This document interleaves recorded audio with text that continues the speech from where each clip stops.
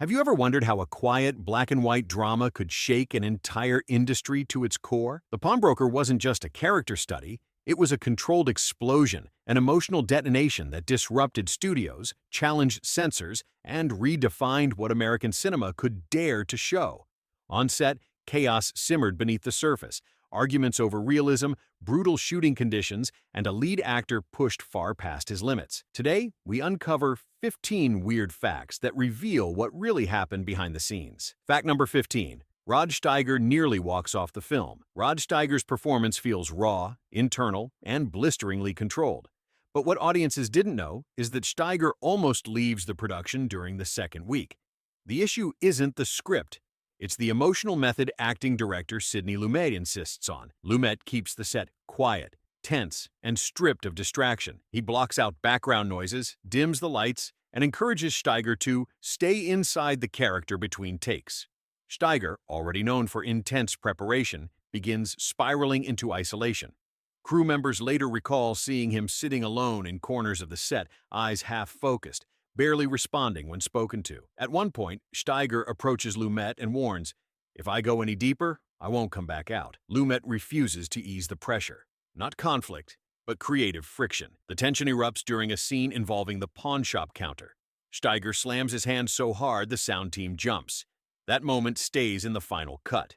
Instead of quitting, Steiger decides to push further, and that decision becomes the defining edge of his performance. What looks subtle on screen is actually the result of a near-breakdown one that could have ended the film before it found its voice. Fact number 14. The set was built to feel claustrophobic.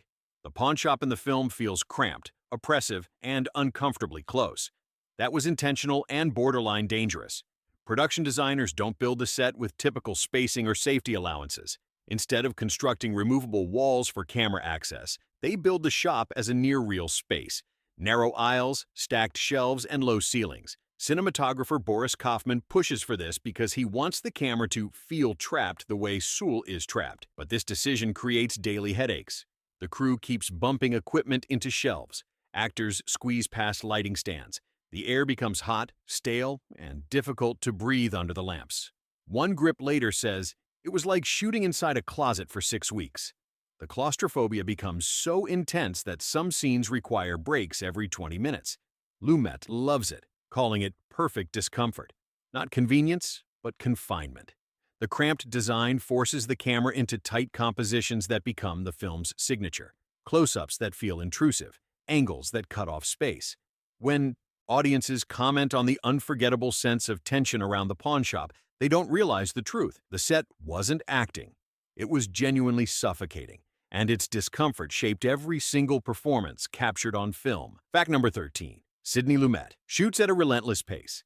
Sidney Lumet is famous for fast filmmaking, but The Pawnbroker pushes even his limits.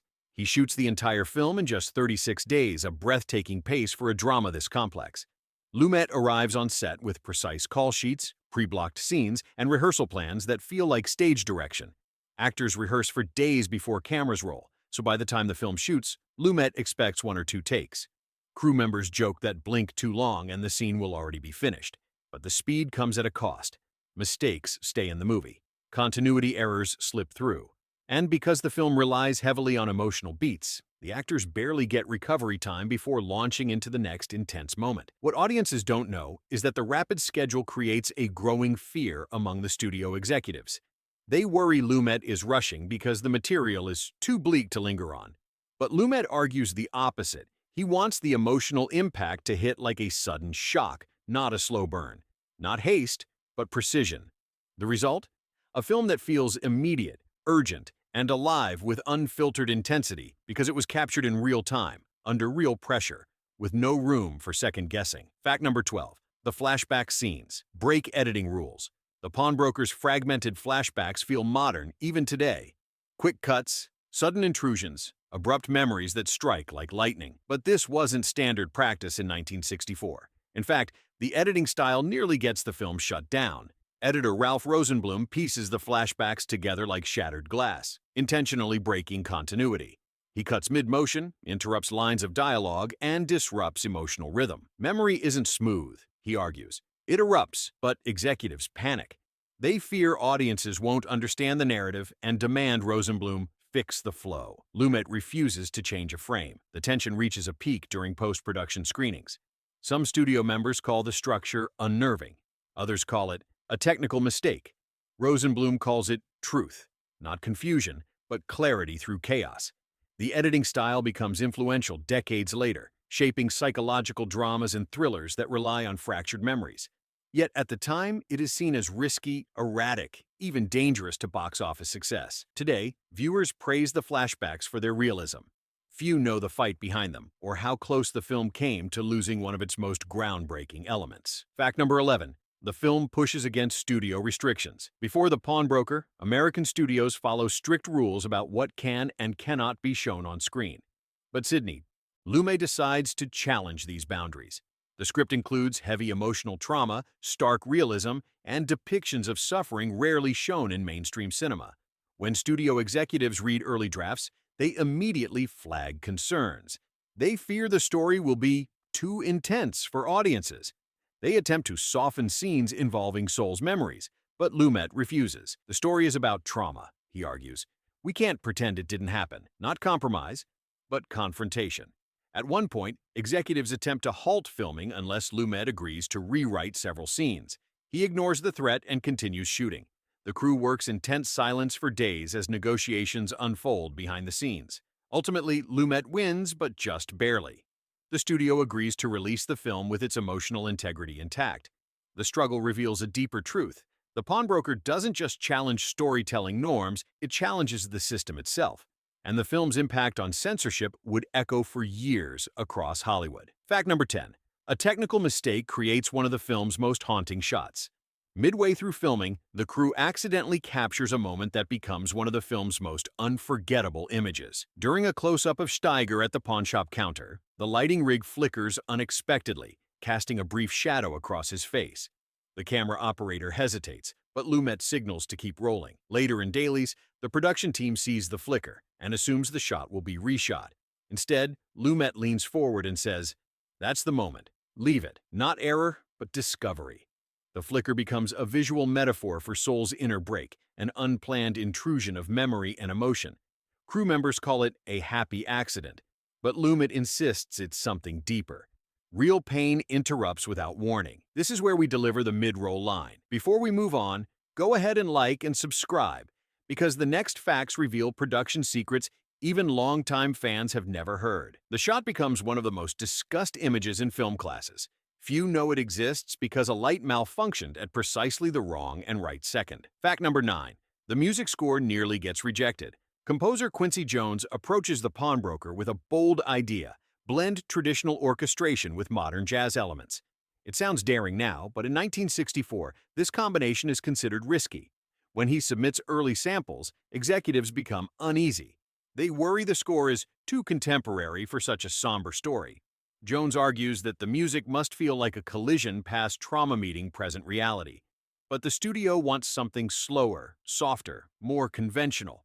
Lumet sides with Jones, insisting the score matches the heartbeat of the character.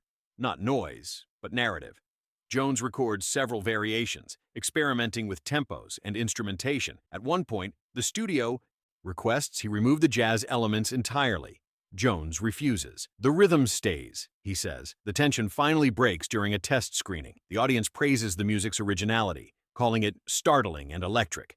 Suddenly, the executives change their tune. The score goes on to influence decades of film musicians who fuse genres to create emotional tension. But behind its success is a near collapse, a moment when the music almost vanished from the film forever. Fact number 8. The pawnshop props came from real New York stores. Lumet wants authenticity, not polished sets, not studio replicas. So the props team scours actual pawnshops across New York City to gather the items that fill Soul's store. Watches, radios, framed photos, worn-down coats, metal tools, everything is real. The team visits more than 30 stores, negotiating with owners who are both curious and confused. One owner reportedly asks, "Why would anyone want our busted merchandise in a movie?" But real objects carry real history. Some items are decades old, carrying dents, scratches, and traces of past lives. Not decoration, but memory. Because the props aren't standard film items, they come with challenges. Many are fragile, some break during scenes, And because they are one of a kind, replacements are impossible. Every breakage feels like a small disaster, but the realism pays off. Steiger later says the props whispered stories, helping him sink into character. Viewers often remark that the pawn shop feels authentic, tangible, lived in. What audiences don't know is that they aren't looking at set dressing. They're looking at real New York history objects that once passed through real hands, carrying real weight. Fact number 7. The crew filmed in dangerous neighborhoods. In 1964, the Harlem neighborhoods where the Pawnbroker shoots are facing economic difficulty. But Lumet refuses to use studio backlots. He wants the real environment. So the crew films on actual streets surrounded by real residents, real noise, and real unpredictability. Equipment trucks attract attention. Camera operators work with one eye on the lens and one eye on their surroundings. One crew member recalls, "We weren't unwelcome, but we weren't unnoticed either." The production hires local residents as assistants, helpers, and guides. Their involvement is vital. They know which streets are safe at which hours. They warn the crew when tensions rise. Not sets, but survival. Filming often pauses due to noisy traffic, crowds, or unexpected interruptions. In one instance, a loud argument erupts half a block away during a take. Lumet keeps the camera rolling, hoping to capture the chaos as part of the film's texture. The environment adds tension, grit, and realism. But the risk is constant. Production managers later admit the entire shoot could have collapsed if even one major incident occurred. Still, the result is undeniable. The film breathes with the real energy of New York, chaotic, beautiful, and unpredictable. Fact number 6. The lead actor refuses makeup for certain scenes. Rod Steiger takes his character's emotional exhaustion seriously. When makeup artists offer to soften lines or reduce shine, he declines. He wants Soul's pain to show through every detail of his face. But during several scenes, he pushes the idea further, refusing makeup entirely. This becomes a challenge for lighting crews, who must work around reflections and harsh shadows. Some shots require multiple adjustments because Steiger's natural skin tone shifts under the hot studio lights. Not vanity, but vulnerability. Steiger argues that the character has no energy for grooming, no care for appearance, no interest in hiding the wear of life. He tells Lumet, "Let the face speak." But the decision creates tension. Makeup artists worry about continuity. Producers worry about the unpolished look. Cinematographers worry about technical limitations. Yet the rawness brings a haunting authenticity. Viewers feel the weight on Soul's face, creases, stiffness, tired eyes. The realism becomes so striking that early reviewers assume the production used heavy prosthetics. In truth, it's the opposite. It's Steiger's real face, real age, real exhaustion captured without filters. Fact number 5. A lost scene changes the movie's emotional balance. During production, Lumet films a quiet, reflective scene between Soul and Ortiz that explores the fragile connection forming between them. The scene is subtle, gentle, and beautifully acted. But during editing, Rosenblum suggests removing it to maintain the film's pacing. The decision sparks debate.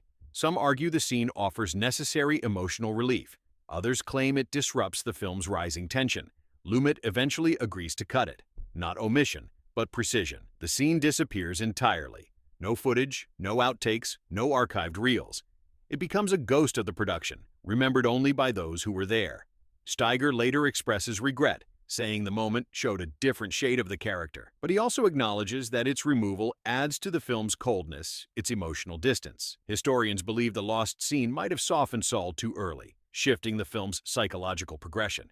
Without it, the final emotional shift hits harder. What viewers don't know is that the film they saw and praised for its starkness was shaped by a single missing moment that once existed but vanished forever. Fact number 4. The final shot was decided on set, not in the script. The script ends one way, Sidney Lumet ends it another. During filming, the written ending feels too neat, too resolved. Lumet wants something sharper, something that leaves the audience unsettled. He gathers Steiger and the cinematographer and sketches an idea directly on the set floor. The decision? End with a lingering, unbroken close-up. Let the character's face carry the weight of everything unsaid. Not conclusion, but confrontation. They rehearse the idea only once. The camera rolls. The set falls silent. Steiger holds the emotion longer than anyone expects, long enough that the camera operator thinks the film magazine will run out. When Lumet finally yells cut, there is silence. Crew members later say it felt like the air thickened during the take. The improvised ending becomes one of the most studied moments in film classes. Critics call it bold, devastating, and the perfect emotional punctuation. What no one knew, the ending wasn't planned. It wasn't storyboarded. It was a spontaneous, creative decision made minutes before the final take, born out of instinct, not structure. Fact number 3. Steiger studies real pawn shops before filming. To prepare for the role, Steiger visits real pawn shops in New York, observing owners as they work. He spends hours watching how they handle merchandise, negotiate prices, and manage customers. He takes notes on their posture, their tone, even their silences. One owner recalls Steiger asking, "How do you know when someone needs help and when someone wants trouble?" The owner replies, "You learn to see it in their eyes." Steiger writes it down word for word. Not research, but immersion. Steiger also practices sorting objects behind the counter, learning the rhythm of the job. He memorizes gestures, lifting jewelry, tapping watches, testing metal tools. He even tries to predict which customers will haggle and which will accept the price. This hands-on preparation influences his on-screen behavior. His movements feel precise, lived in, and unforced. Viewers often comment on the authenticity of his shop interactions. What they don't realize is that these details come from real people, real rhythms learned on real streets. Steiger's preparation becomes a cornerstone of the performance, grounding the character in reality long before the cameras start rolling. Fact number 2. The film influences future directors in unexpected ways. When The Pawnbroker releases, it inspires filmmakers around the world. But its impact isn't limited to dramas about memory or trauma. Directors from completely different genres cite the film as a turning point. One filmmaker praises the emotional minimalism. Another praises the camera claustrophobia. A future blockbuster director even calls it a masterclass in internal storytelling. Not imitation, but inspiration. The film also influences editing techniques in thrillers, pacing strategies in character studies, and lighting choices in noir-inspired films. Its fragmented structure becomes a reference point for decades. Even television directors studying psychological tension cite The Pawnbroker as a primary influence. What audiences never realize is how many visual and narrative trends originate from this quiet, powerful film. Its legacy grows each decade, proving that films don't need spectacle. To reshape the industry, they need honesty, precision, and courage. Fact number 1. Steiger considers it his most difficult performance. Rod Steiger plays many iconic roles during his career, but he often describes Sol Nazarman as his hardest, not because of physical challenges, but because of emotional restraint. Sol isn't expressive. He internalizes everything. Steiger explains, "The challenge is in what you don't show. Not outburst, but silence." To maintain that internal tension, he keeps himself isolated during breaks. He avoids jokes. He avoids casual conversation. He avoids anything that might loosen the emotional grip he has on the character. Crew members worry about him. They sense the weight he carries. In rare moments, he admits the role is taking something from him, but he refuses to pull back. He believes the character's quiet suffering needs to be portrayed with absolute honesty. In later interviews, Steiger says the film changed him, not dramatically, not publicly, but privately.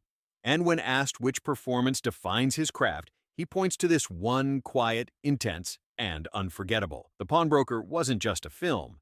It was a battleground of emotion, innovation, risk, and creative bravery. These 15 weird facts reveal the truth behind a movie that still feels ahead of its time, restless, daring, and unafraid to confront memory head-on. If you want more deep-dive filmmaking secrets, hit like, drop a comment, and subscribe for the next breakdown. Until then, keep watching closely. Every film hides a story behind its story.